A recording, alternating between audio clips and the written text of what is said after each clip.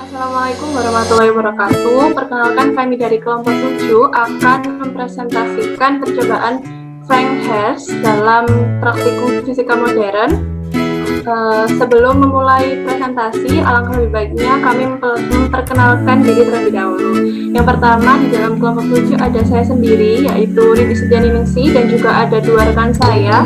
Kepada dua rekan saya dipersilakan untuk memperkenalkan diri terlebih dahulu. Saya Risa Agniusita. Dan saya Rizkia Novita. Baik, langsung saja. Untuk yang pertama, kita akan membahas tujuan dari eksperimen tersebut. Next. Dalam percobaan Frank Hertz ini, mahasiswa diharapkan mampu mempelajari tingkat energi listrik dalam atom dan juga mampu menunjukkan tingkat energi eksitasi pada atom. Next.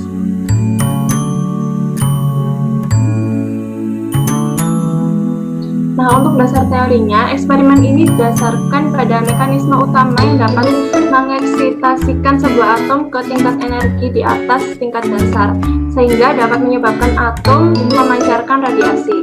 Mekanisme yang dipilih dalam eksperimen ini adalah teori tumbukan atom dengan partikel lain, yaitu dapat menimbulkan lucutan listrik dalam gas bertekanan rendah, sehingga timbul medan listrik yang mencepat elektron dan juga ion atomik sampai energi kinetiknya cukup untuk mengeksitasikan atom ketika terjadi tumbukan. Next. Nah, untuk perbedaan potensial kecil kecepatan 0 dipasang di antara kisi dan keping pengumpul, sehingga setiap elektron yang mempunyai energi lebih besar dari harga minimum tertentu memberi kontribusi atau sumbangan pada arus I yang melalui ampermeter. Hasil eksperimen ini dapat dinyatakan melalui grafik pada gambar berikut. Next. Untuk alat dan bahannya sendiri yang digunakan dalam eksperimen Frank Hertz adalah setup Frank Hertz untuk menentukan arus dan juga tegangan pemercepatnya.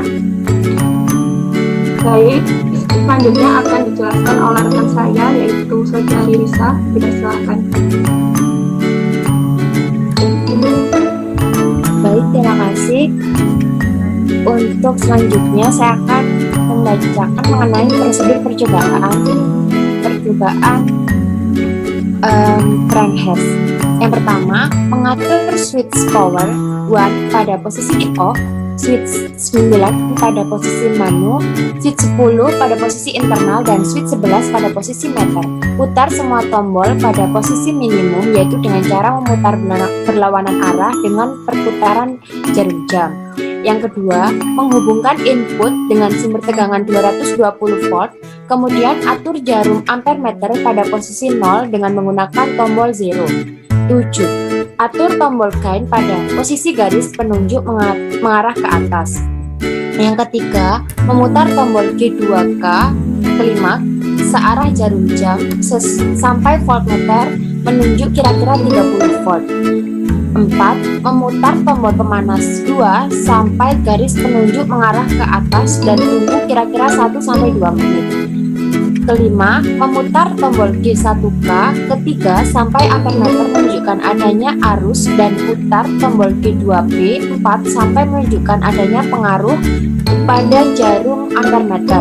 Atur G1K ketiga dan G2B keempat sedemikian sehingga bila G2K kelima diputar ke arah maksimum ampermeter tidak melebihi batas maksimum. Yang keenam, mengatur tombol 0 agar menunjuk 0 pada saat G2K minimum atau 0. Dari harga 0 perbesar V dengan memutar G2K kelima sedikit demi sedikit yang akan diikuti oleh bertambah besarnya arus yang ditunjukkan oleh jarum ampermeter. Pada posisi harga V tertentu harga I akan turun drastis, kemudian bertambah besar lagi. Cari keadaan penurunan I ini sebanyak 3-4 kali untuk satu proses perubahan V dari harga 0 sampai maksimum. Ketujuh, apabila keadaan di atas sudah didapatkan, meminimalkan tombol G2K. Kelima, kemudian mengubah switch 9 pada posisi auto. Selanjutnya, memaksimalkan tombol G2K. Kelima, akan terlihat secara otomatis jarum voltmeter bertambah, tetapi jarum ampermeter naik turun, dan seterusnya. Kedelapan, meminimalkan tombol G2K. Kelima, dan ubah switch 9 pada posisi manu kembali.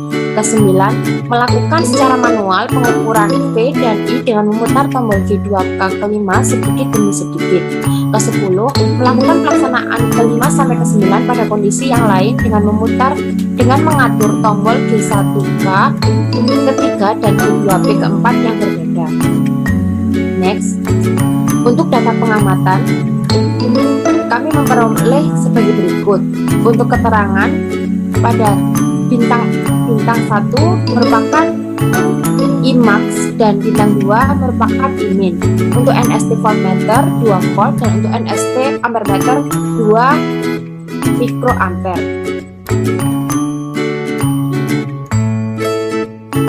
Analisis data. Untuk menentukan tegangan pemercepat V digunakan persamaan V sama dengan V1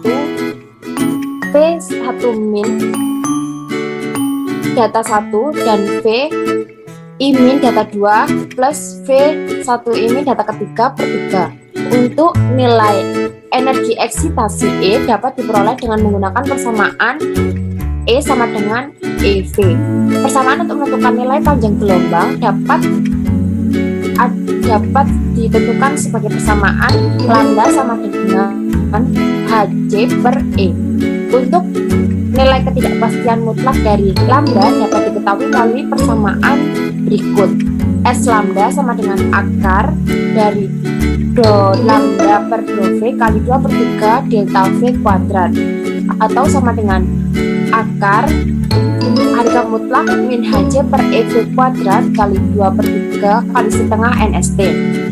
Dengan menggunakan ralat relatif panjang gelombang, R lambda sama dengan S lambda per lambda kali 100%, di mana nilai J sama dengan 3 kali 10 pangkat 8 meter per sekon. Untuk muatan elektron E 1,602 kali 10 pangkat min 19 kolom. Untuk konstanta Planck H sama dengan 6,626 kali 10 pangkat min 34 Joule sekon.